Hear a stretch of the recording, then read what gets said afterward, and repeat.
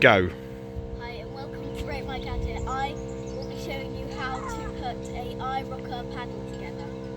So first you get the actual paddle bit and then So you get the longer piece, don't you, that's just got one spring on it. one there. thing, and then You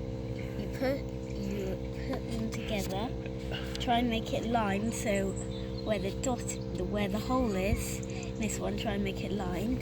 Then you've got to try and push it in and slide it, but careful of fingers. There you go. and then it's that. Once it springs up out of the hole, then you're in. That's it.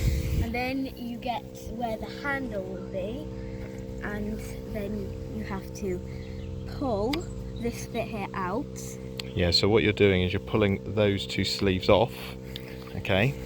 And then you push this in.